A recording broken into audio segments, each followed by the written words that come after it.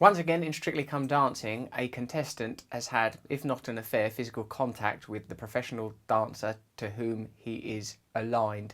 What does this mean? Why does it happen? Here is some truths. These reality shows require the participants to engage with quite primal sources and forces.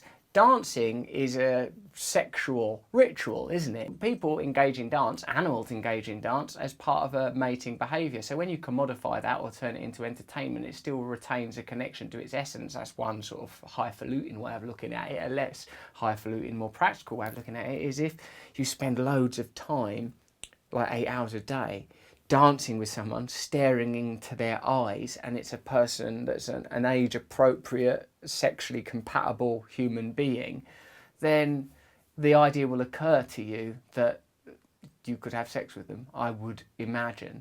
It's not surprising that it happens, is what I'm saying. You're expecting the civilizing influence of humanity, entertainment, construction that is television, or civilization, to be a sufficiently powerful force to prevent the very forces that meant that we're here from realising themselves, i.e. that sexual energy has to be powerful. It has to be powerful enough to get people to cross rivers, climb mountains, kill, because otherwise there would be no human beings. We would not have got here. People are always quick to point to evolution as a powerful force, but there are other powerful energies at work too. And in fact, if you watch Strictly Come Dancing, which I do, and I'm a bloody fan of it actually, and I love it, it's kind of resourced by sexual energy. That's what it, you know, there is the spectacle, there is the enjoyment of the judging, but when you're watching people dance, look at Katia and Sean Walsh dancing. Yes, I'm enjoying the costumes and the references to the Matrix, but what that coordinated movement and that energy and tension is a reference to is sex. That's what it's referring to. I'm bringing sexy back.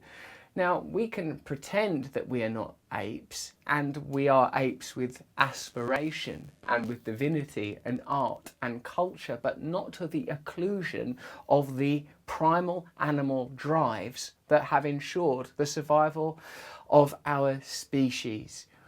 In order to progress as human beings, we must be honest, reasonable, rational about our sexuality.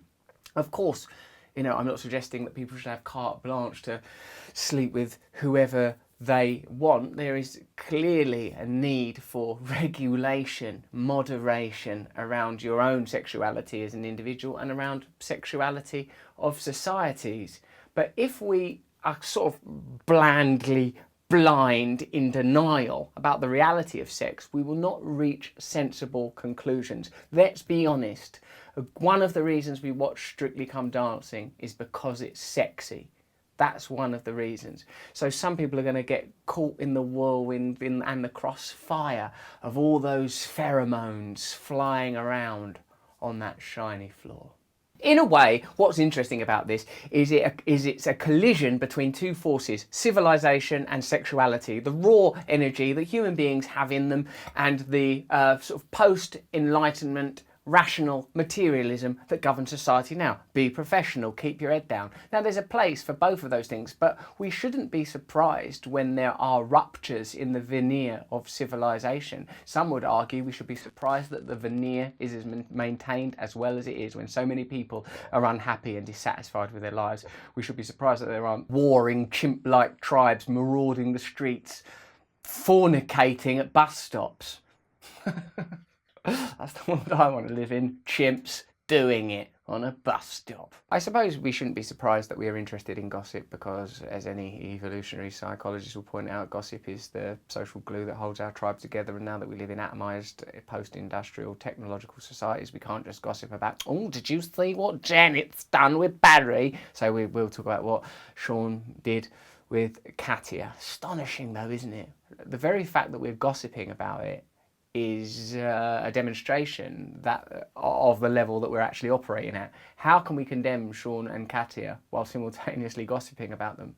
Our intrigue shows that we are vibrating at the same frequency as them, not from a superior one. Sean Walsh and Katia had that snog because the powers of sexuality, the invisible forces that drive evolution, are too strong for those individuals to hold. It would be better, I think, if, you know, all of the various people that have had affairs in the history of not only Strictly Come Dancing, but in the history of the world, had had a close adherence to moral codes. But given that many moral codes are human constructs, perhaps resourced from religious construct, perhaps resourced from essential constructs, if you believe in God or morality or good, the fact is, for those forces to be stronger than sexuality, carnality, sometimes even the desire for power, then you need to have really, really strong ethics, and you certainly can't drink or go on Strictly Come Dancing, because you will be drowned out in the